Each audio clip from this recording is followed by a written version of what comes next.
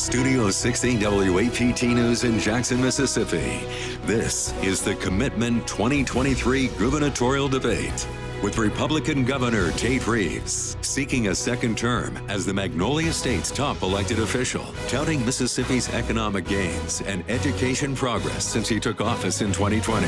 But Northern District Public Service Commissioner and former Nettleton Mayor Brannon Presley seeks to flip the governor's mansion blue for the first time in 2 decades, promising to clean up corruption in state government and expand Medicaid as rural hospitals across the state struggle to stay open. Tonight, the candidates answer your questions as they vie for your vote in Tuesday's general election. Moderated by 16 WAPT's Troy Johnson and Megan West in partnership with Mississippi Public Broadcasting. This is Commitment 2023.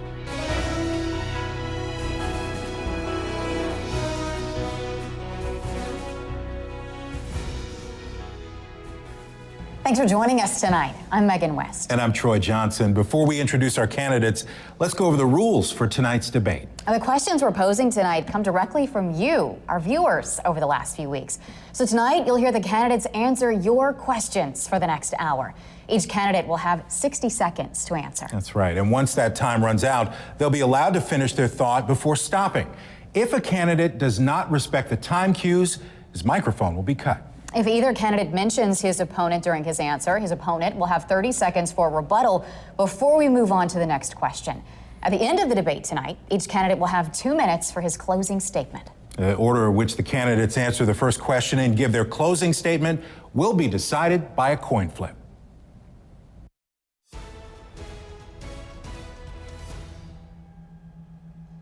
We held that coin flip just a few moments ago and determined that Governor Reeves will answer our first question first. And we begin with the topic that was asked most by viewers. A majority of questions we received revolved around this topic, its Medicaid expansion. According to the U.S. Census Bureau, in 2022, Mississippi had one of the highest percentages of people without health insurance coverage in the country. Governor, 40 states have expanded their Medicaid programs. Mississippi has not. Where do you stand on the expansion of Medicaid in Mississippi?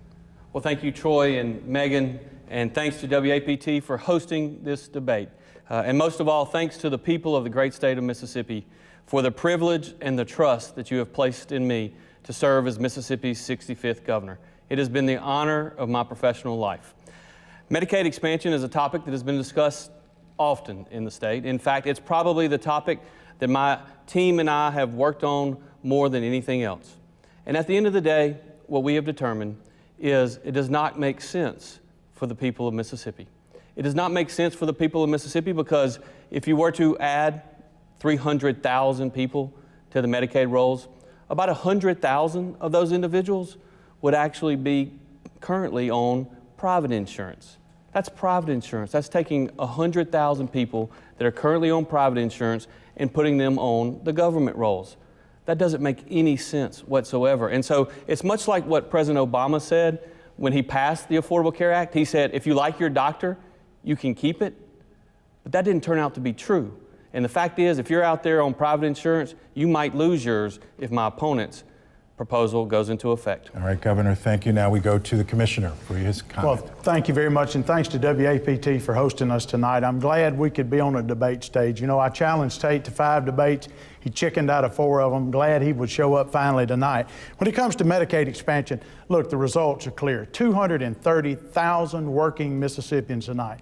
These are folks who are sacking groceries, folks who are out roofing houses, people who are working in hotels tonight, scrubbing toilets and changing sheets on beds, people that take jobs that Tate Reeves would never take, that are working every day, that deserve health care. 40 states in this country have expanded Medicaid, including states like Oklahoma, where Donald Trump carried every county in the state of Oklahoma. So this is not about politics, this is about people. We have lost $1 billion a year by not expanding Medicaid in Mississippi. It is an idea that's time has come, it's past time to do it. And as governor, I would take steps on day one to expand Medicaid, join 40 other states, take the $1 billion a year, save 34 rural hospitals, get insurance to 230,000 working Mississippians, and create 16,000 good health care jobs. Okay, thank you. Governor, you have a chance to respond. Well, I think the people of Mississippi know that my opponent, when he qualified to run for governor, he couldn't make it an entire hour without lying to the people of Mississippi. And on this debate stage, he couldn't make it 1 full minute without lying to the people of Mississippi. He doesn't have the authority to do anything on the first day in office, but like everything else he proposes, he simply is lying to the people of Mississippi. Let me respond to that just a minute.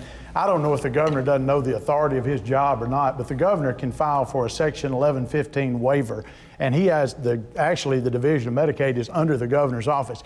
We all know that if Tate Reeves wanted to expand Medicaid, it would have already been expanded. The truth of the matter is, Tate, there's a majority in the House and Senate of Democrats and Republicans right now that want to expand Medicaid, and you're standing in the way of 230,000 working people that have jobs that you're too good to do yourself that would be able to benefit if, in fact, we expanded Medicaid. Its time has come. Gentlemen, we want to move on to the second question, which is dealing with the same topic. It is still health care and health care access in Mississippi.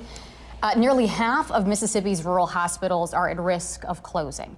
A majority across the state are struggling financially.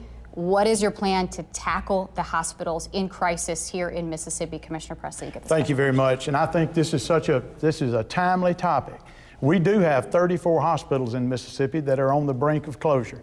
Tate Reeves didn't open his mouth in this campaign about trying to help those hospitals until he got into a tight race and he saw the polls tightening. And then he came up with a scheme that's going to actually tax our hospitals $178 million, does nothing to help our rural hospitals, and does absolutely nothing for 230,000 working Mississippians.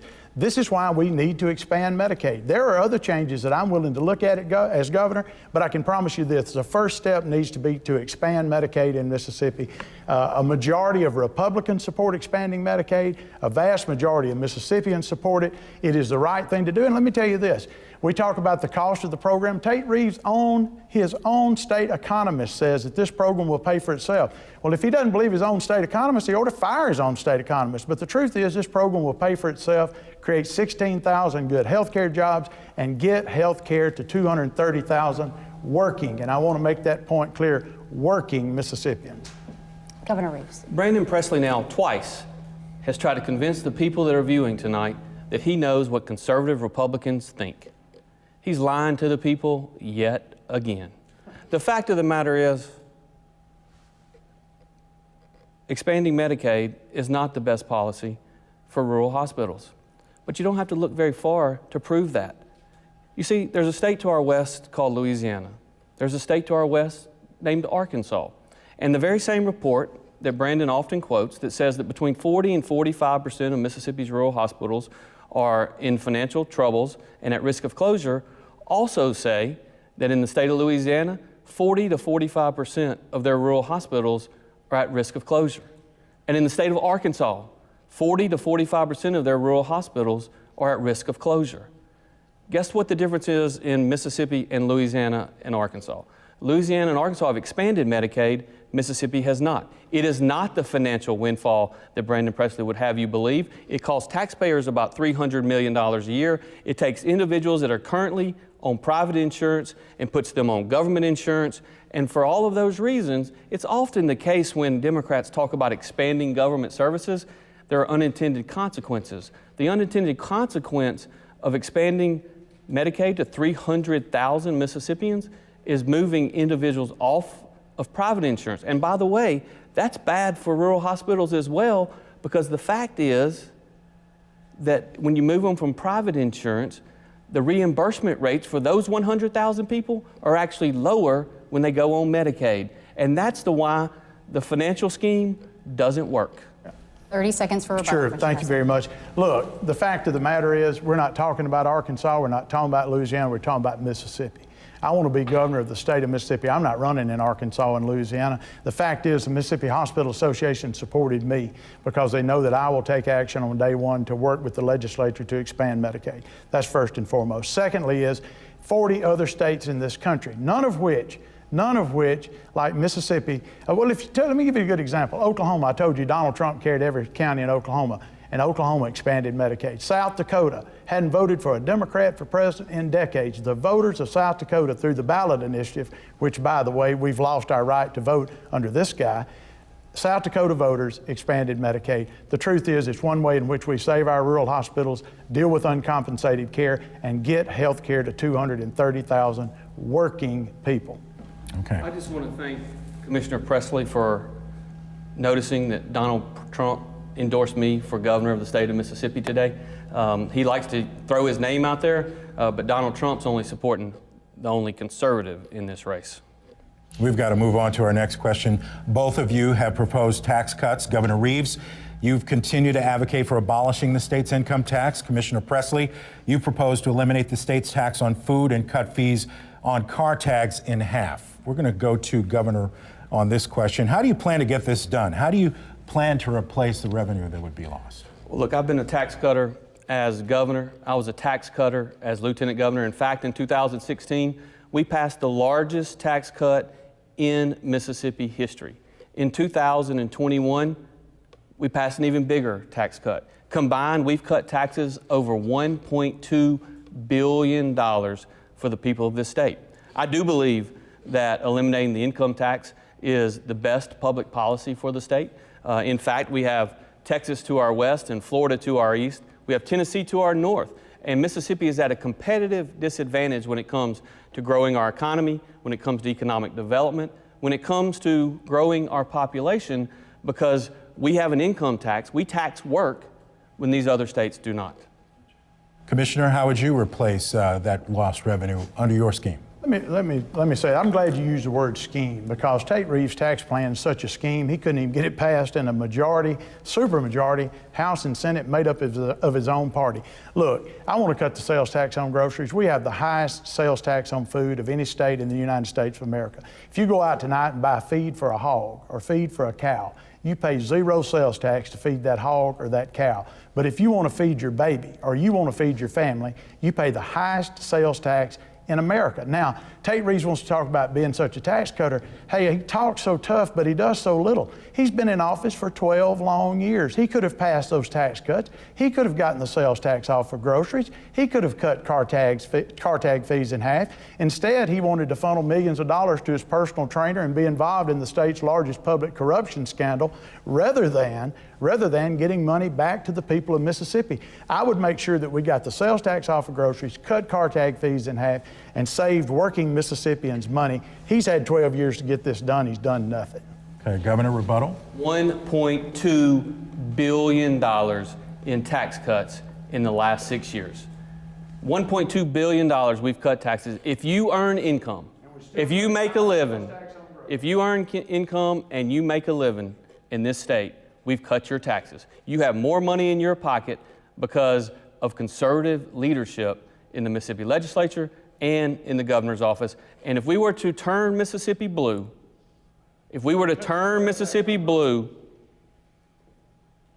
we would never see another tax cut in the state of Mississippi. Thank you, Governor. Just a minute. Here's the fact. He's had 12 years. He can talk about whatever numbers he wants to use. Ladies and gentlemen, in Mississippi, you still pay the highest sales tax on groceries in America. Tate Reeves has had 12 years to do something about it. He's done nothing. Next question. If you don't mind, I would just like the people to understand, very quickly, of course, I'd like the people to understand that the very policies that have driven grocery prices up 19.6% since Joe Biden got elected president are the policies that Brandon Presley would like to enact. He talks about the grocery tax, which is 7%. Prices are up 19.7% because Brandon Presley and his solar panel buddies have tried to run the oil business out of America, and it's cost people at the grocery store. Bottom line. I'm going to move on to the next question. Before I do, just quickly, we'd like to ask that you not speak while your opponent is speaking. We want our viewers to be able to hear what everybody's saying equally on the stage tonight. Let me get into this next question. We mentioned that these questions come directly from our viewers, and they've been coming in over the past few weeks. A lot of them have had questions about the flurry of ads they have seen on the air in the course of this race. Specifically some of the attack ads, to be honest. And we want to give each of you a chance to respond to some of those ads that have been on the air. This question is going to go first to Commissioner Presley. Let me read it to you. Regarding your time with the Public Service Commission. An ad on the air has claimed you knowingly broke the law by accepting money from a solar energy company under your purview as a public service commissioner. Your response to that? Yeah, thank you so much for that question. First and foremost, Tate Reeves knows that ad is a complete bald-faced lie. And I'll tell you why he knows it's a lie. The minute that the company involved threatened his campaign with a lawsuit for defamation, Guess what he did? He changed the ad because he knew it was a lie from the beginning. These solar companies are not public utilities. Tate Reeves knows that. The truth is, I told somebody, they were asking me about negative ads. If he'd quit lying on me, I'd quit telling the truth on him.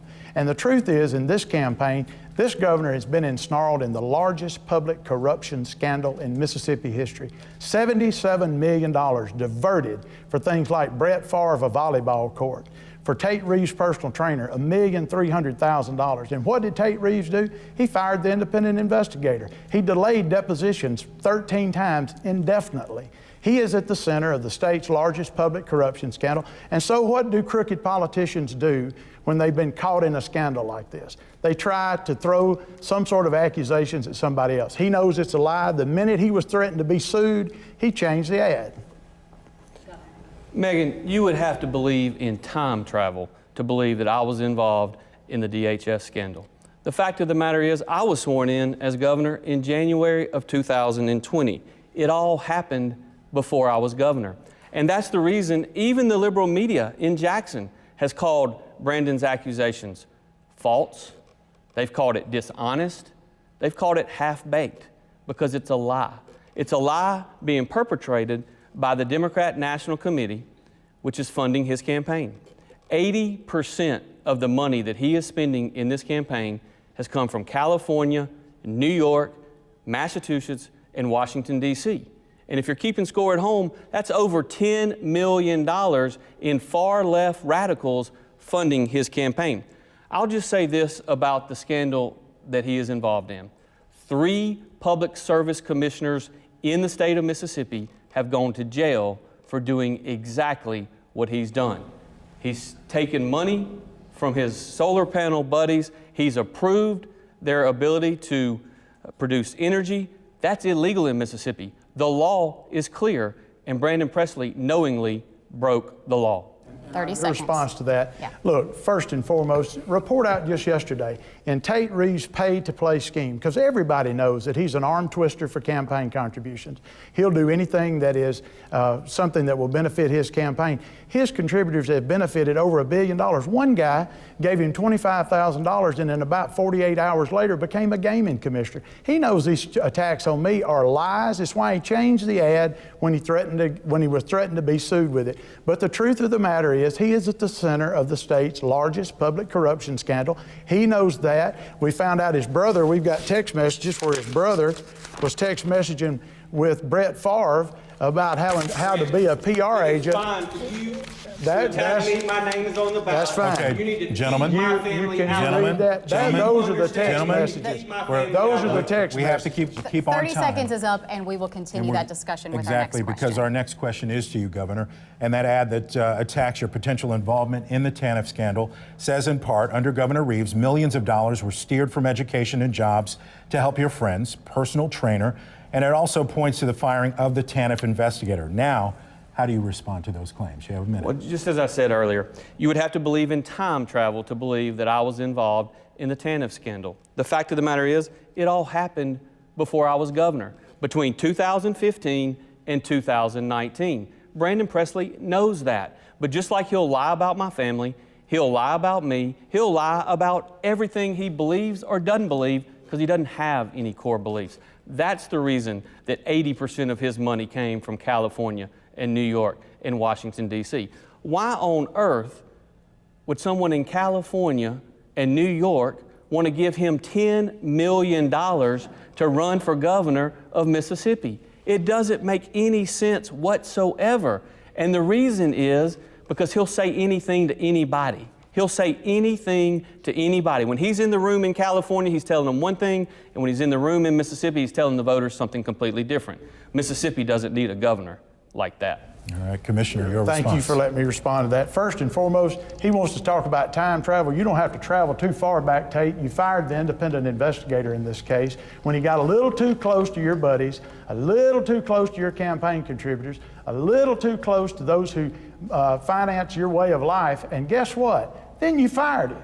Then you fired him. Look at me. I'm telling you. You fired him. Thank you. You fired him when he got a little too close to your buddies, when he got a little too close to those people in your inner circle. You fired him. So that puts you at the center of... the person who wrote you a big campaign check, look, right? I'm talking, Did he write you a big campaign check? Did he write you a big campaign check? Did you fire him? Did you fire him? I'm not finished.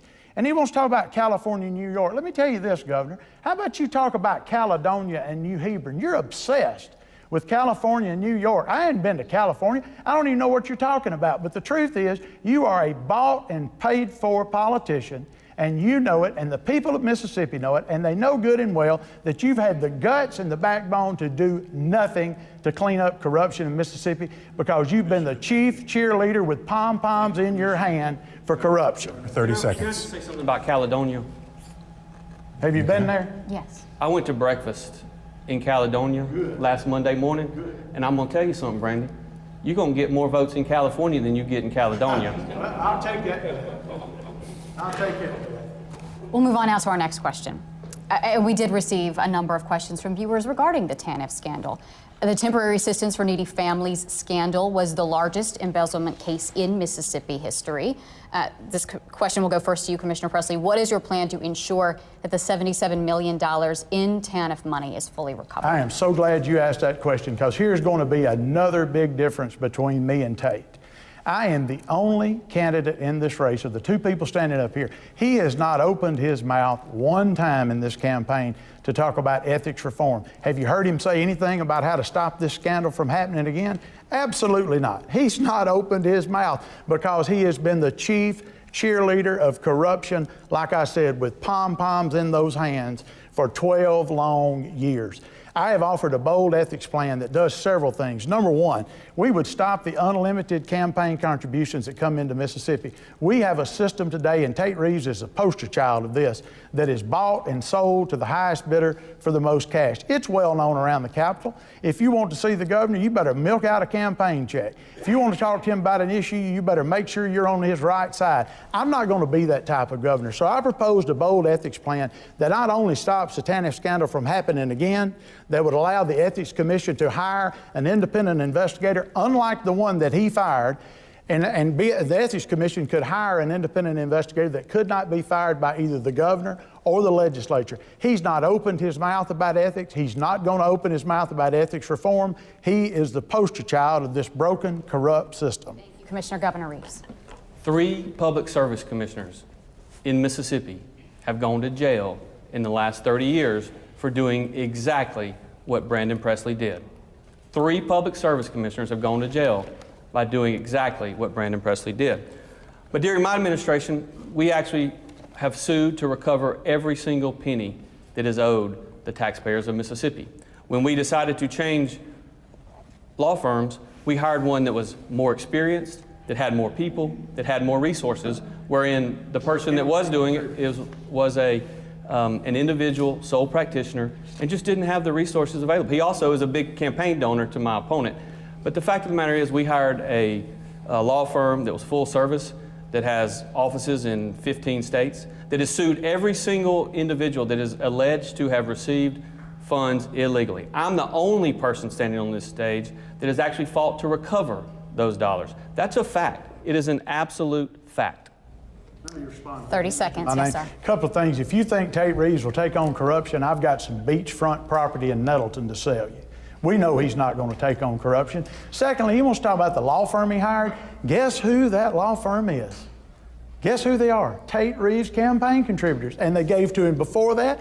They gave to him after that. He's held fundraisers with people who were involved in the TANF scandal. He continues tonight, right now, to fund his campaign off of campaign contributions from Zach and Nancy New, 2 people that are being carted off to jail.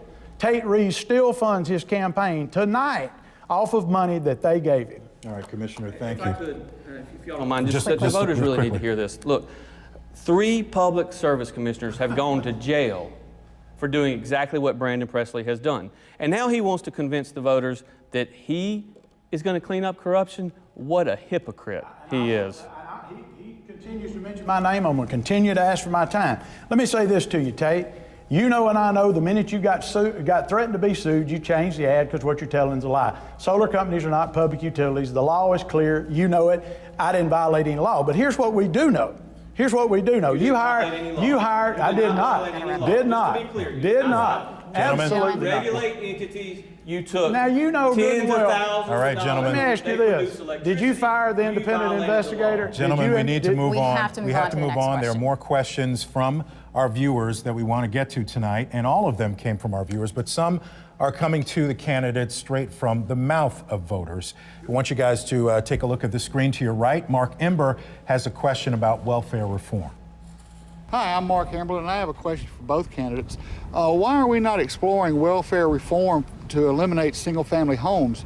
It's an easy situation to fix. Instead of cutting somebody off when they get married, give them a 6-month to 12-month transition to where they can stabilize their new home and then cut their benefits off or taper them down over a 6 or 12-month period. All right, Governor, you have the first crack at that question. Well, obviously, I appreciate the question, and that's a topic that we'll be happy to look into. The fact of the matter is, you shouldn't get penalized because you get married. In fact, here in Mississippi and across America today, we need to encourage more two-family homes. We need to encourage more moms and dads that are working to help with their children, and that's certainly policies that I'm more than willing to look into and more than willing to try to get done so that we make it easier for people that have children to take care of those children. Commissioner? Yeah, thank you. I appreciate the question. I will say this. Obviously, we would love to have every family have a two-parent home. But many families end up the way mine did. My daddy was murdered the first day I was in the 3rd grade. I was 8 years old. My mother was a single parent raising me and my sister that's here tonight, and my brother.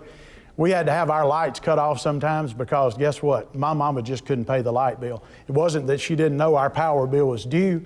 It wasn't that she didn't see the cutoff notice. My mama just didn't have the money. Some of my earliest memories are going behind the laundromat at Nettleton and filling up 2-liter bottles of water just so we could have a makeshift bath at my house. My mama worked every day.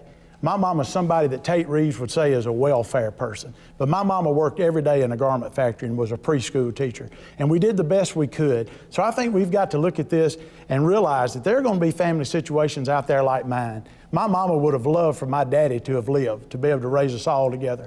But you know what? Life happens sometimes. And I'm not going to be cold-hearted to single parent families that sometimes find themselves in this situation. I believe everybody I meet is a child of God, is somebody that Jesus went to the cross to die for.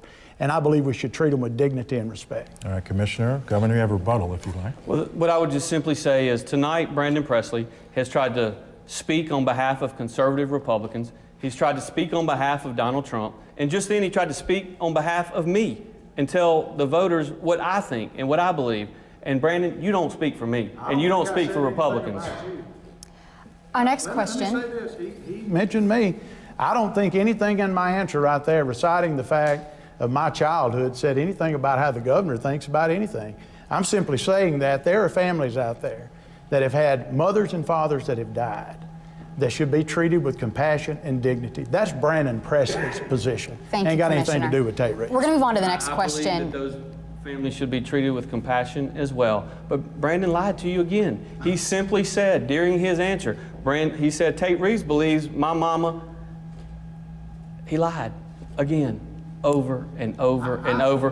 Guys, for 12 months in this campaign, he has lied time and time again. I don't know what alternate reality this guy's living in. I'll say again, single parents like my mother, my daddy was shot and killed the first day of the 3rd grade. Those families count as much as dual parent families. That's my point. It hadn't got anything to do with Tate Reeves. This is about my belief about dignity of parents. Gentlemen, we have to keep moving so that we can get to the bulk of these questions asked by our viewers. The next question is also a video question. Wendell Brewster wants to know about your plan for businesses. You can take a look at the screen.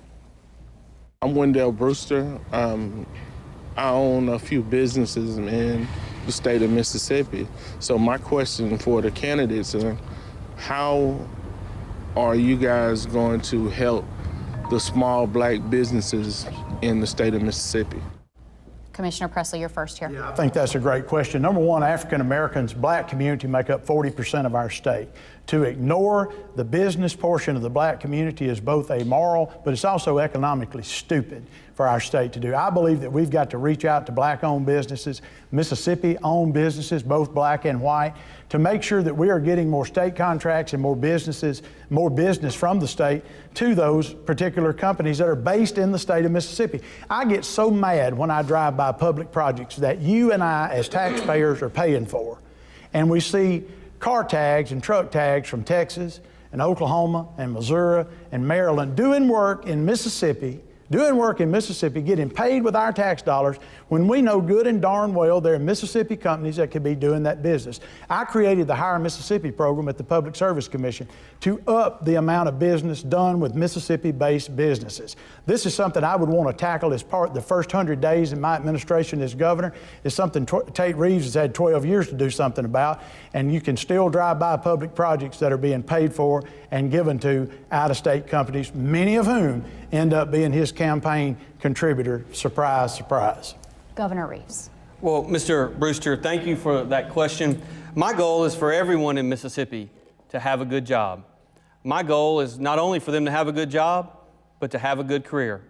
It's the reason that we've invested heavily in workforce development and workforce training to give people the skills that they need for the jobs of tomorrow, not the jobs of the last 50 years. Our workforce development efforts have made a tremendous difference in an economic development run that has been unprecedented in our state. In the 10 years before I became governor, Mississippi averaged about $900 million a year in new capital investments in our state. We announced over $6 billion in new projects in 2022 alone. Just last week, we were in Noxubee County, announced a $420 million capital investment, 160 new jobs, paying between $60,000 and $70,000 a year. Just yesterday, PACCAR in Lowndes County announced that they're going to invest $200 million additional dollars, creating 100 jobs there in Lowndes County. We have the lowest unemployment rate in state history. We have more people working today than at any time in state history. Mississippi's got momentum. We've had the best economic run we've ever had, and our small businesses and our big businesses and those in between have benefited greatly from that success. 30 seconds. Sure. Thank you. You know, I think one of the key things that we need to do in economic development is to support our local-owned, Main Street, hometown businesses. These are businesses that don't pack up and go to China. They don't pack up and go to Mexico. These are our small businesses that create the vast majority of jobs in the state of Mississippi. When times get tough, they don't pack up and go to another country. They stay in our hometown. One of my focuses would be to have the Mississippi Development Authority work harder with small businesses that are located in Mississippi that are expanding.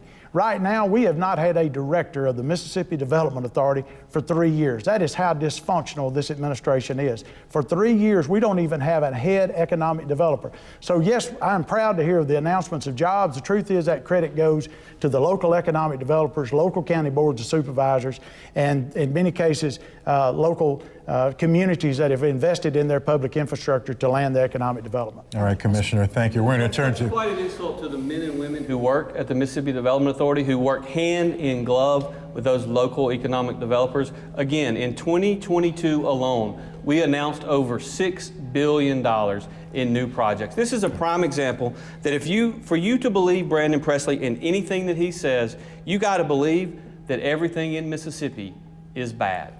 All right. I would just point this out. We've not had a director of the Mississippi Development Authority for 3 years. For 3 years. If Brandon Presley is governor, we will have a director of the Mississippi Development Authority running economic development in this state. We will not do it the way the Reeves administration All right, gentlemen, we're going to move to a next topic now, and it's education. According to the Casey Foundation, Mississippi now ranks 32nd in the country when it comes to K-12 education. Still, multiple school districts across the state are failing. This question is for you, Governor. What is your vision for public education in Mississippi? Does it include charter schools and expanding vouchers? The Mississippi Miracle. That's what the New York Times called it. No, the New York Times is very rarely nice or generous to Mississippi, but they called our improvements in public education the Mississippi Miracle. We passed conservative reforms in 2012 and 2013, which laid the groundwork for the best educational achievement levels in the history of Mississippi.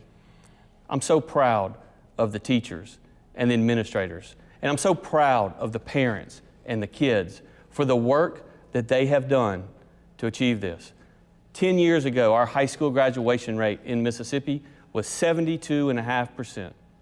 Last year, it was 88.9%. 4,000 more kids graduated high school last year than would have just 10 years ago. Fourth grade reading, we've gone from 49th in the country to 21st best in the country. In fourth grade math, we've gone from 50th best in America to 23rd best in America. And amongst African American students, our African American fourth graders 10 years ago, when compared to their peers, were 45th best in America.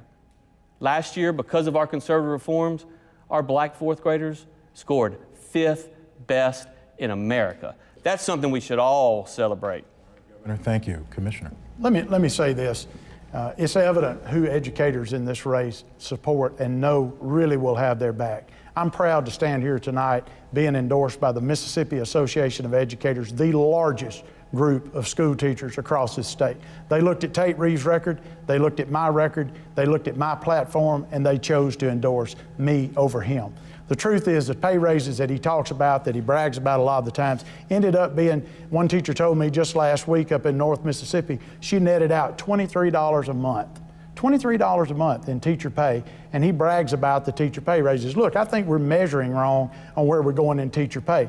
The governor points out, and I think he's correct about this, that we compete for economic development all around the United States. All around the United States, and our competitors aren't just Alabama and Tennessee. Well, when it comes to school teachers, our competitors are not just Alabama and Tennessee. And we brag about getting to the southeastern average. We need to get teacher pay to the national average to keep, retain, and attract school teachers in Mississippi. It's why the MAE, the Mississippi Association of Educators, largest group of teachers in the state, endorsed me over Tate Reeves in this campaign. All right, Commissioner, to the governor now. Thank you. I appreciate Commissioner Presley recognizing that under my governorship, we've passed the largest teacher pay raise in state history. Every teacher in Mississippi makes at least $6,100 more per year today than they did when I became governor. It's the largest teacher pay raise in state history. And when he talks about the teachers union that is supporting him, the teachers union, the fact of the matter is, I saw that he had folks knocking doors from the American Federation of Teachers. You know who their president is? Randi Weingartner. She is the most liberal person when it comes to education ever. She is the person that led the effort to shut down our schools during COVID-19. And if it were up to her and her members, the schools still wouldn't be open. That's a big distinction between red state governors and blue state governors, is we got our kids back in school, and the achievement levels that we're showing today are obvious, and it's because we got them back in school. They're not seeing those kind of results in those states where there are blue state governors. Let me respond to that if you don't mind. Yes. MAE, Mississippi Association of Educators, Governor, is made up of educators, school teachers. School teachers are who make up the MAE, and I'm proud to have their endorsement tonight. And I guess he's got a little bit of amnesia about all the shutdowns he did in the middle of COVID, but we'll get to that maybe in another question. But MAE is made up of school teachers. They're made up of classroom teachers. And they looked at the two candidates for governor, and they picked me over him. School teachers that he brags about this raise netted, in some cases, as the lady I pointed out, $23 a month. We should be shooting for the national average to pay our school teachers. Tate Reeves has had 12 long years to do it. He had never gotten it done. Mr. Presley, our next question is dealing with education. There is no possible way that a teacher netted $23 a month on a $6,100 a year pay raise. Brandon Presley can't do math. He lies really well, but he can't do math. Well, we can connect you with Gentlemen, let's... No, we'll be glad to do that because Commissioner, let me stop you there. Either she's lying or you're lying, and I'll bet on you. Let's continue this conversation with our next question, which is also dealing with education. I want to make sure we get it in. It is another video question from our viewer, Sammy Sutton, who has a question about funding for education. Hi, my name is Sammy Sutton from Brandon, Mississippi. My question for both candidates is, what you going to do about the school system? How you going to get equal funding for all schools, such as the Jackson Public School and the special schools in the Delta? Commissioner Presley, you first. Thanks so much. I think that's a great question. First thing you do in Mississippi when it comes to public education is you put your money where your mouth is. We got an old saying in rural Mississippi, Tate's probably not familiar with it, but it's called put your money where your mouth is. And the truth is, we have not fully funded public education but 2 times in the entire existence of our state funding formula. Only 2 times. Only twice. This guy's been lieutenant governor and governor for 12 years. He should have been funding public schools, fully funding public schools all 12 years. It hasn't happened. And when it doesn't happen,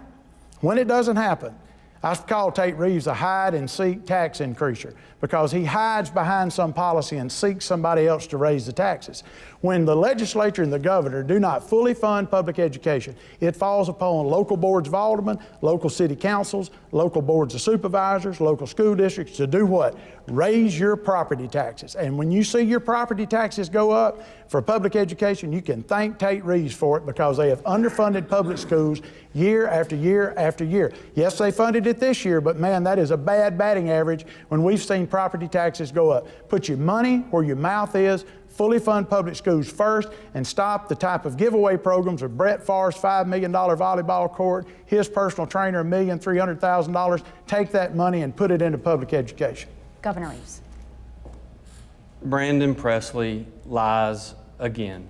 No one's surprised by that because he's been doing it all night tonight. He's been doing it the entirety of this campaign. Back to the MAE, the Mississippi Association of Educators is a teachers union that is comprised of just less than 2,000 people. There are almost 40,000 teachers throughout the state of Mississippi. And so when he says that this teachers union is supportive of him, that literally leaves out 95% of teachers that understand that we've invested in public education, but we've invested in the classroom. The teachers union that supports Brandon wants us to give unlimited resources to the district office.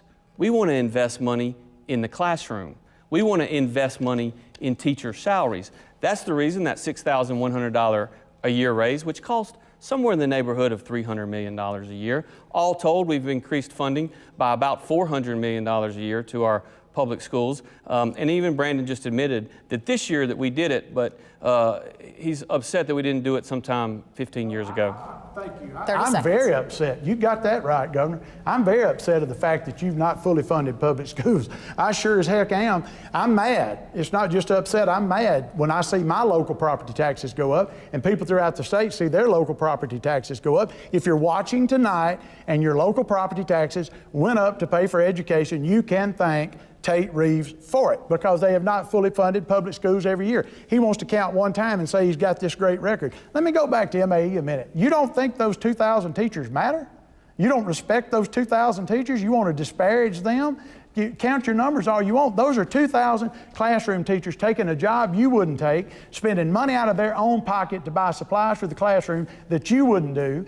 And so I'm not going to stand here and let you disparage school teachers. I'm not going to do it.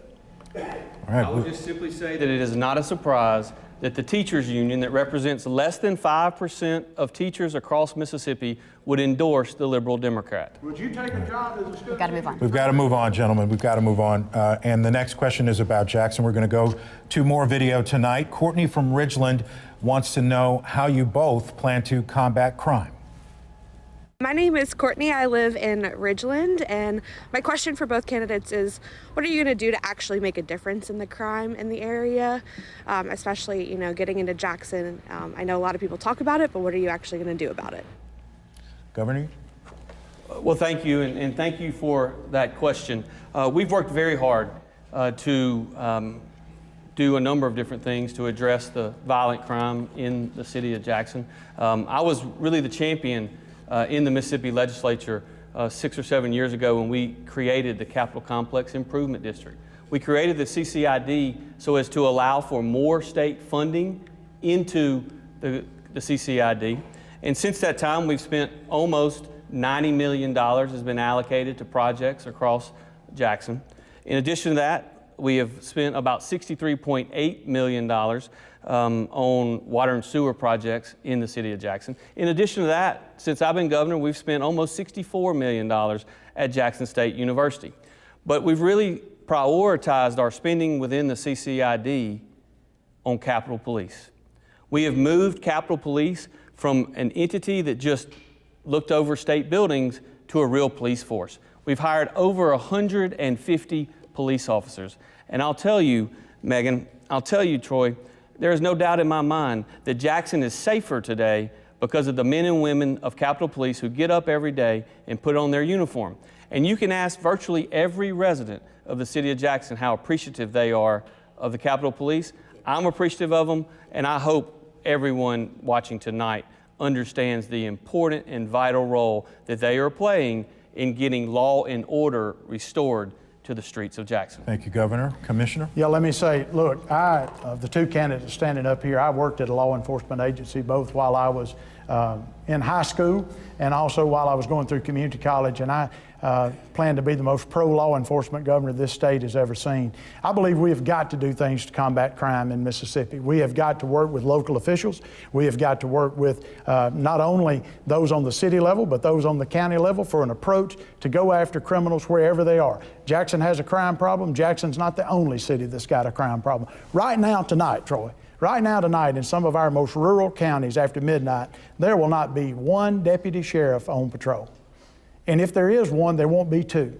If that deputy were called to a domestic violence call, and I used to have to dispatch deputies to domestic violence calls, they have no backup. As governor, I would plan to make sure we have 24-hour patrol in all counties, a minimum of 2 deputies on in all counties, and create a cops program where we put more cops on the street.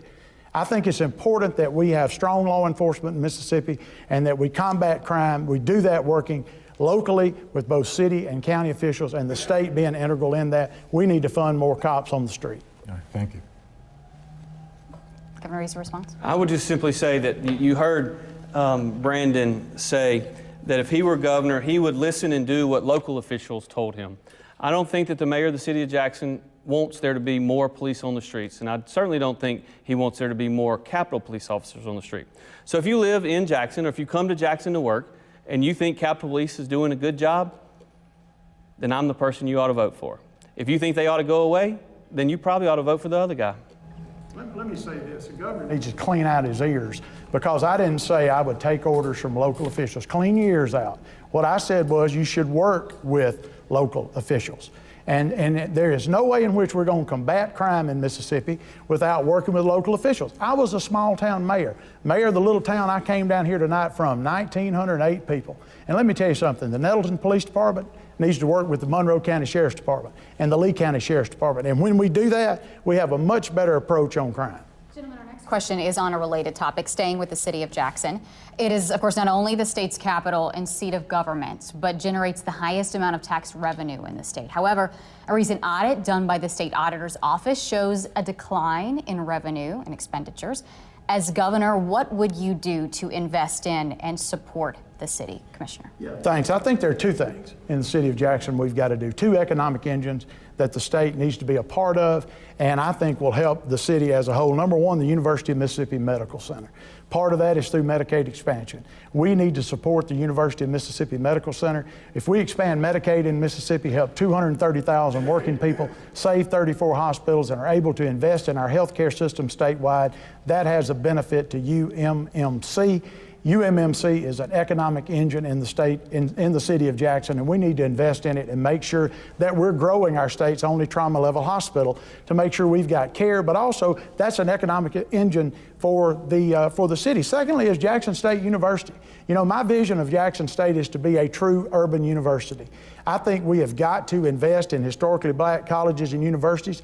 Jackson State is sitting square in the city of Jackson, Mississippi, and we need to do more to invest in our HBCUs and show them the respect and dignity that we afford all other colleges and universities in the state. Jackson State is a great place for us to start, and I think those two are great engines for economic development in the city of Jackson.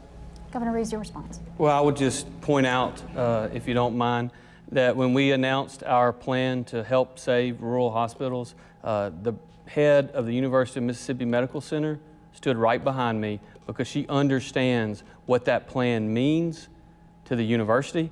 She understands what it means to rural health care all across the state of Mississippi, and I appreciate Dr. Luann Woodward standing behind me when we made that announcement.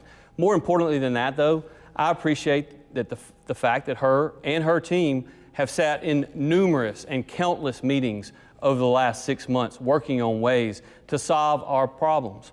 I will tell you, when I ran for governor and when I was sworn in, I told the people of Mississippi, I'm not trying to hide our challenges, I'm trying to fix our challenges. And look, we all know that we have more work to do, but when it comes to the city of Jackson, as I mentioned earlier, we've got to continue to invest in Jackson. It is our only major metropolitan area. It's critically important that we see a turnaround. It starts with law and order. It starts with Capitol Police. But the investments that we have made in the CCID, for instance, which clearly has a state interest to take care of those state office buildings that literally brings thousands and thousands of our fellow residents into the city every single day. We've put about $90 million in projects in the CCID, $64 million in water and sewer for the city, $63.8 million for Jackson State University. And this is just during the time that I've been governor. That doesn't even include the hundreds of millions of dollars that we spent in the city during my tenure as Lieutenant Governor. Move on, Governor. To the next question, the Supreme Court ruling in the Dobbs decision. Abortion now, for the most part, illegal in Mississippi. The state's only abortion clinic closed last July. Attorney General Lynn Fitch has joined other states in challenging the expansion of HIPAA laws, and if her objection is successful, it could allow government officials to access patients' out-of-state private medical records. This could potentially allow the state to prosecute in cases where a woman leaves Mississippi to receive an abortion. As governor, we'll start with you, Governor Reeves. Would you support legislation that would allow prosecution for out-of-state abortions? You know, I'm proud that the state of Mississippi led the charge to overturn Roe v. Wade. That is a decision that individual states ought to make as to what their abortion laws look like. And the fact of the matter is, though, this is an area and a topic where Brandon gets a little bit confused. You see, he has tried to tell the people with millions of dollars from out of state that he is pro-life, and I have no reason to believe that he's not. But I just find it confusing why the vice chairman of the most pro-abortion organization in America, Emily's List believes in abortion up and even beyond a baby being born.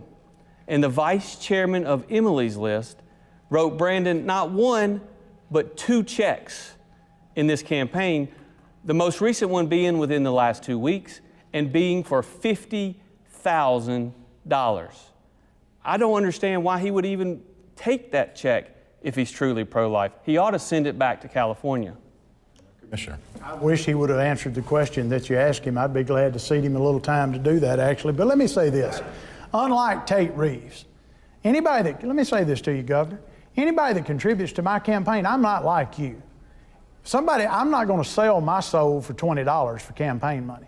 So if somebody donates to my campaign, it doesn't change my beliefs 1 second. The reason you throw that at me so much is you know it's within yourself. That's the reason you accuse me of this. Anybody donating money to me can hang it up. They think they're going to tell Brandon Presley what to do. Nobody from the President of the United States, the head of any political party, is going to tell me what to think and what to do. Listen, I'm a Christian. My faith teaches me to be pro-life. My faith teaches me to be pro-life. And I support exceptions in our law for rape, incest, and life of the mother. But I'm pro-life, and I have been forever. Tate Reeves knows that. He wants to accuse me of things because he would sell his soul for any campaign contribution, and I won't do what a donor tells me to do. He's looking himself in the mirror when he makes that accusation. First of all, I'm not going to question his Christianity. Second of all, I don't even believe that he would sell his soul for $20. I believe him when he says that. Maybe the first thing he said tonight that I believe. But if you look at how much his solar panel buddies gave him, they gave him a lot more than $20. They gave him tens of thousands and maybe even as much as $100,000. I think he sold his soul for that. Not only do I think he sold his soul for it, I think he broke Mississippi law. The fact of the matter is, 3 public service commissioners have gone to jail for doing exactly what Brandon Presley has done. And so for him to say he wouldn't sell his soul for $20, I'll take him at his word. He charged solar panel buddies a lot more than $20. I hate to cut you off, gentlemen. Commissioner. You'll sell yours for a lot cheaper than $20. Commissioner, candidates, I've got to stop you there because we have to move into our closing statements. Well, let me say one quick thing. He knows that ad's a lie, and the truth of the matter is he knows it is a complete falsehood. He wants to distract from the fact he's at the center of the state's largest public corruption scandal, and he continues to fund his campaign from money from Zach and Nancy New right before they go to jail. You'll have your closing statement in just a moment. Judge and jury. Governor Reeves, Commissioner, you each have 2 minutes for your closing statements. Governor Reeves, your 2 minutes starts now. Well, thank you, Megan, and thanks, Troy, for hosting this debate. We sincerely appreciate WAPT for giving us the opportunity to set the record straight. And here is the record that I'm running for re-election on. The lowest unemployment rate in state history. More people working in our state than ever before. Our fourth graders have gone from 49th best in fourth grade reading to 21st best in America. Our fourth graders have gone from 50th best in fourth grade math to 23rd best. We're better than the national average. Our high school graduation rates today are better than the national average. And we gave our teachers the largest pay raise in state history. Our economic development record has been unmatched by any governor in our history. The fact of the matter is, we brought $6 billion in new projects to Mississippi in 2022 alone, and we haven't done all that we're going to do. In fact, we're going to do a whole lot more. We're going to do a whole lot more for our teachers. Now, conversely, my opponent has outsourced his entire campaign to the Democrat National Committee. Joe Biden and his buddies have funded his campaign to the tune of 80% of the money that he has raised has come from California, New York, Massachusetts, and Washington, D.C. It ain't charity. They know if he is elected, he's going to govern like Joe Biden has governed America. And so if you believe in your heart that Joe Biden's done a good job as president, with inflation up by 20% on groceries, oil prices up far greater than that. If you believe Joe Biden's done a good job, then he's your man. But if you believe that Mississippi has momentum, that we're making Mississippi the best place in America to invest capital, create jobs, and the best place in America to raise a family. Thank you. Thank you very much. And I want to say thank you to WAPT tonight, and thank you to my fellow Mississippians that are tuning in all across this state. I think that you couldn't have seen a greater contrast in leadership tonight than between me and Tate Reeves. Look, I'm from a little small town in Nettleton, population 1,906. I traveled from that tiny small town down here tonight to talk with you about my vision for the state of Mississippi. I learned my values in that small town of hard work. I became a mayor there and cut property taxes twice, went to the Public Service Commission, and voted against more rate increases than anybody in Mississippi history. I learned my values from my uncle, Harold Ray Presley, who was sheriff of Lee County. I brought his badge with me here tonight. He was murdered in the line of duty, protecting the citizens of Lee County. And what I learned from him was this, that as a leader, you got to lead from the front. You got to lead straight from the front on the issues that matter. We've got crisis in Mississippi in healthcare with hospitals set to shut down. We've got a corruption crisis in Mississippi that Tate Reeves has been the chief cheerleader of his entire public career. And as governor, I'll have something he doesn't have. That's the guts and the backbone to stand up and fix these problems in the state of Mississippi. So I want to ask you this question tonight. When you go into that ballot box on Tuesday and you get ready to mark that ballot, I want you to look at these names and ask yourself this question.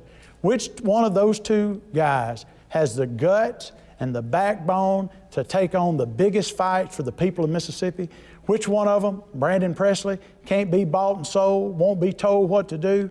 And I ask for your vote. Join our campaign at BrandonPresley.com. Commissioner Presley, Governor Reeves, thank you for being here with us tonight, and thank you for watching tonight. That's right. Don't forget, Election Day is November 7th. Good night.